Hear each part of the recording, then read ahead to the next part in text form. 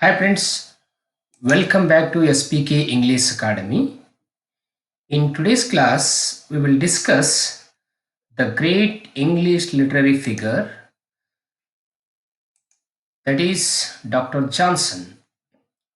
Dr. Johnson is a poet, critic, and novelist, and he was the first person who wrote English dictionary in the history of English language in 1755.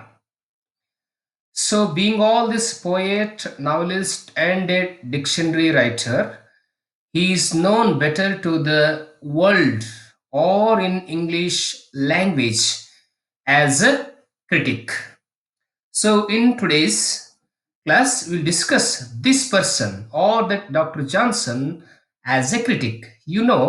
Dr. Johnson was one of the great writers of classical ace of English literature along with Alexander Pope and also Dryden.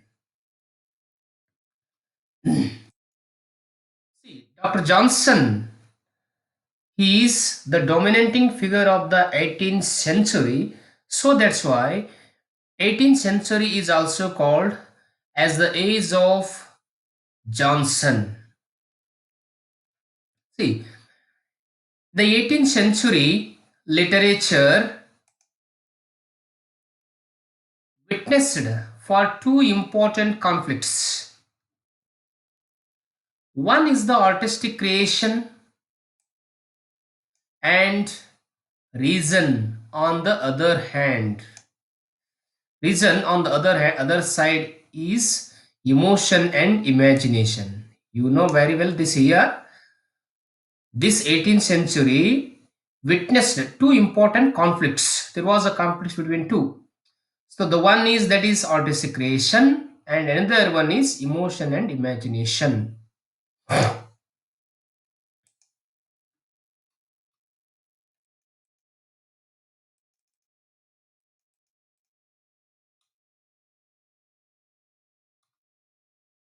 See, second point, reason had been the dominating of factor since the middle of the 17th century, and under its influence emotional and imaginative elements had been repressed and the artistic expression of the deep personal feelings had come to be looked down upon with distrust.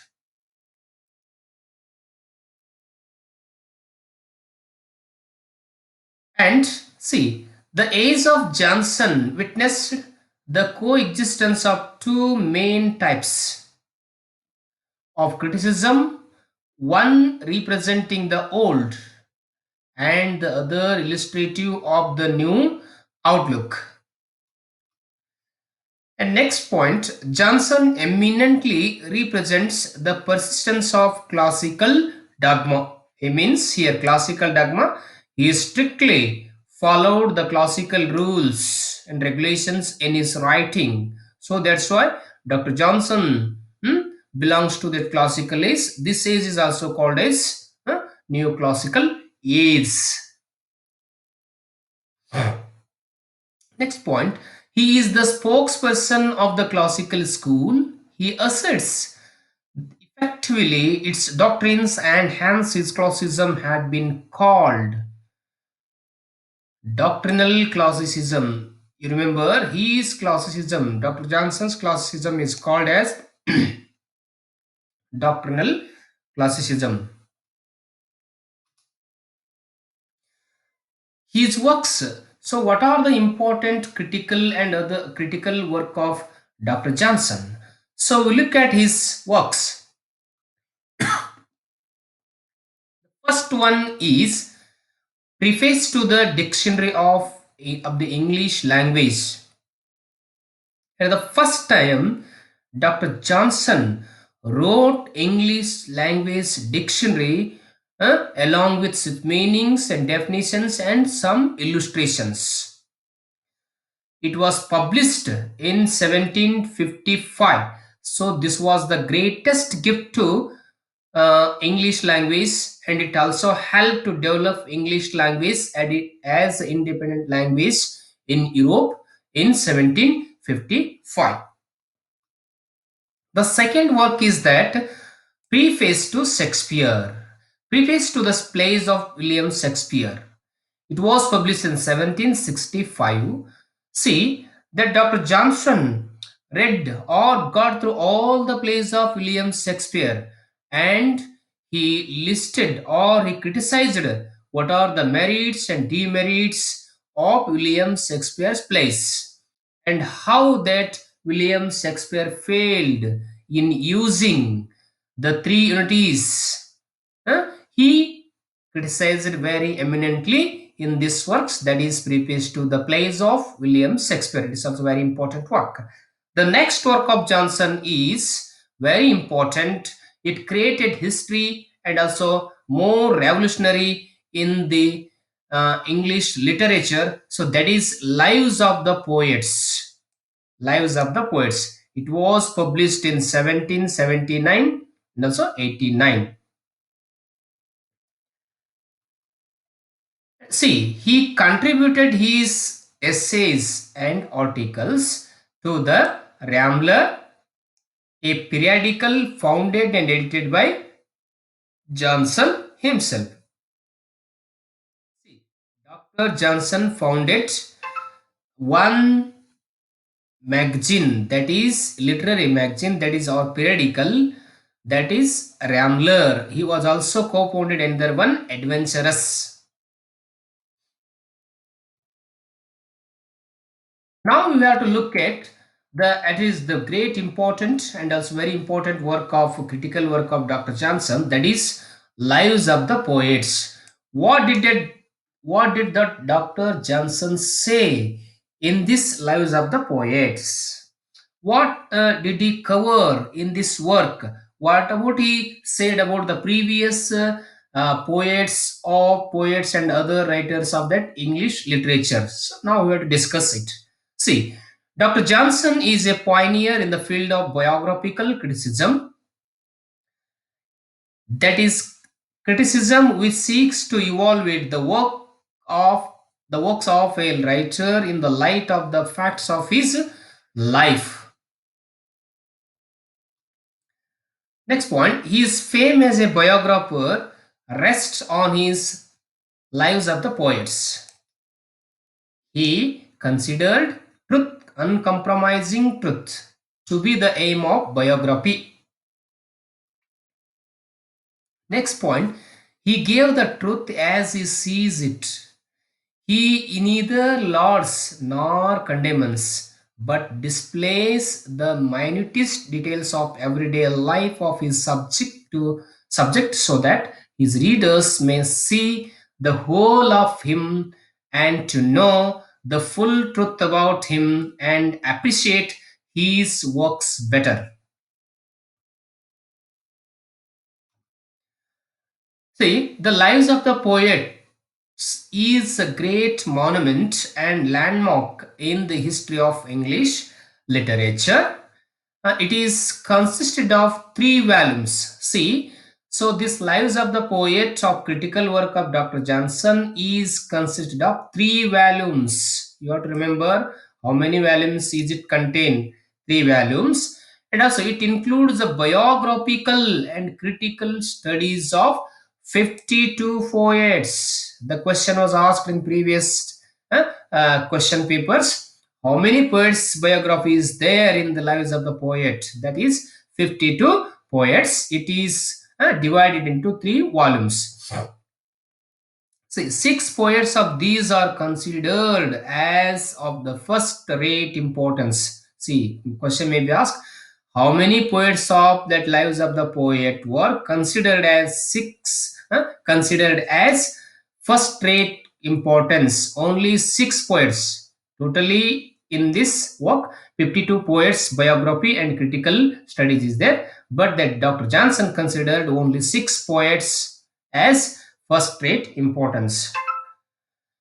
His opinion about Lycidas. No, in this Lives of the Poet, he said something about Lycidas, that is Elegy written by John Milton. Essay easy, vulgar, and therefore disgusting. The question may be asked that what does Dr. Johnson say about Lycidas in his Lives of the Poet? You have to remember this point. He said that easy, vulgar, and therefore disgusting. You keep this quotation in your mind. This is very important exam point of view. About the songs of Comus. What he says is Comus, it is also other work of John Milton. See, they are harsh in their diction and very musical in their numbers. So this is about that Comus. Then now we looked at the major works of Dr. Johnson. Now what are the major critical ideas that Johnson inherited in his mind? So look at those. The first that is idea is in the life of Milton, Johnson defines poetry as the art of uniting pleasure with truth by calling imagination to the help of reason. Next point, the poet is the creator of the virtue of his inventive and imaginative powers, and the evidence of that creative ability is to be found in the poem's imaginary. Poetry must give pleasure, but it must also have truth. So, what that Dr. Johnson says, poetry is meant for getting pleasure, enjoyment, but it give pleasure, it is okay, but it must also have the truth. If there is no truth in poetry, so it does not give pleasure according to Dr. Johnson. It means that poetry must serve the purpose of life, then it that poetry gives pleasure. That is called good poetry according to Johnson. Next point, that is defense of rhyme and rejection of blank verse. Here Dr. Johnson defended rhyme. Rhyme is very essential element in uh, poetical works, and also he strongly rejected or censured use of blank verse in poetical work. See here, the first point, Johnson rejected the blank verse and defended the rhyme. He said why he defended rhyme and why he rejected blank verse. See, he said that rhyme should be the essential for poetry. For it not only gives pleasure but also imports emphasis. So that's why rhyme is the necessary element of English poetry. So the next point, see, Johnson permits the use of blank verse to poets who would describe wild landscape or indulge in unfettered imagination or express conception of superhuman majesty in unusual and gorgeous language.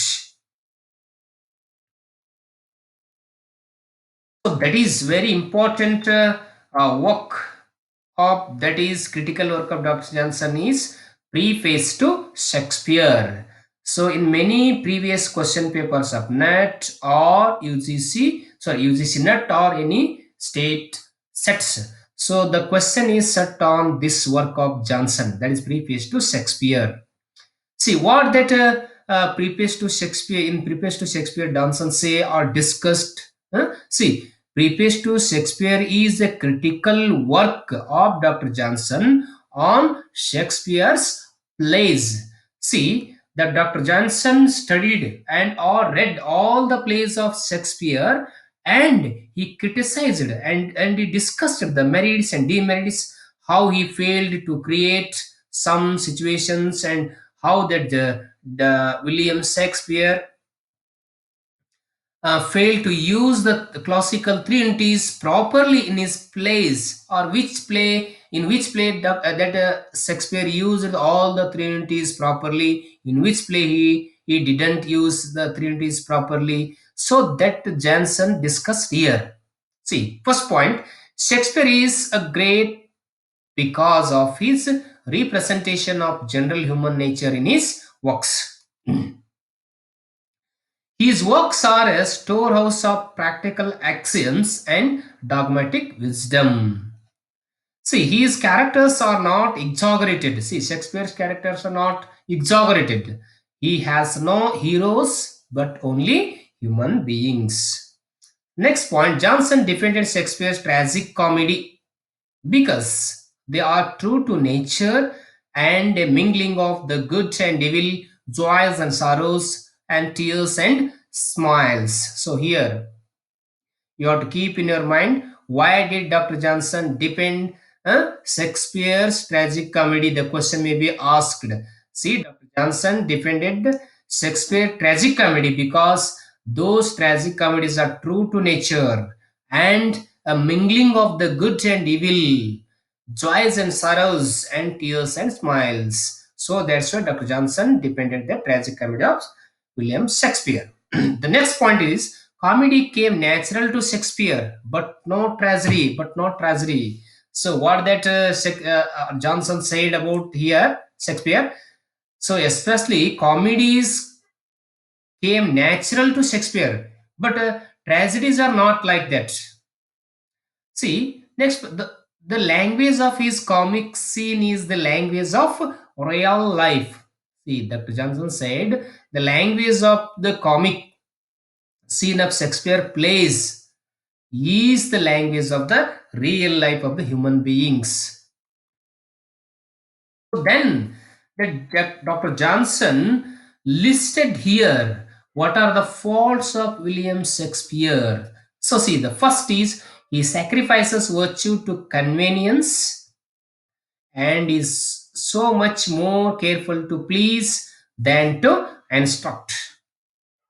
Next point, his plots are loosely formed. See, all the plots of Shakespeare plays are loosely formed. So this is one of the merits, sorry, demerit or the fault of Shakespearean plays. There are many faults of chronology and many anachronisms in his plays. So next fault is often his jokes are gross and licenses. In his narration, there is much pomp of diction and circumlocution. Next is what he does best, he soon ceases to do. He is too fond of puns and quibbles. For a pun, he sacrifices reason, property, and truth. So, now we have to discuss very important of the views of Dr. Johnson about the use of trinities in the plays of Shakespeare. So, see, the first point is his historical plays being neither comedies nor tragedies are not subject to the classic rules of criticism which were devised for tragedies and comedies. He has well maintained the unities of action. What he says, according to Dr. Johnson, William Shakespeare has well maintained the unity of action in all his plays. So he shows no regard for the unities of time and place. In the opinion of Johnson, these unities have given more trouble to the poet than pleasure to the auditor. What he says, you have to remember here, according to Dr. Johnson's study of Shakespeare plays, Johnson said here, William Shakespeare did not maintain well the unity of action. It means Shakespeare failed in using the unity of action properly in his plays. But see, sorry, that Shakespeare maintained the unity of action very well in his plays, but Shakespeare failed in using the unities of both time and place in the opinion of Dr. Johnson. It means Shakespeare used the unity of action very well. He failed in using the unities of time and place in his plays. So, friends, by discussing all these, some important notes and some important points about Dr. Johnson. So, Dr. Johnson as a critic, we discussed. You have to remember the three works of Dr. Johnson: Language of English, Dictionary of English Language, published in 1755. It is very important from exam point of view, and that is Lives of the Poet. And the one Preface to Shakespeare. You have to read that Preface to Shakespeare and Lives of the Poet for little time, and also you can study Dr. Johnson as a, poet also. So just in this video I have discussed Dr. Johnson as a only critic, not as a poet. So I will discuss Dr. Johnson as a poet in next coming videos. So thank you for watching my video. So please share and subscribe to my channel, and like my videos. I think this will help you to prepare well.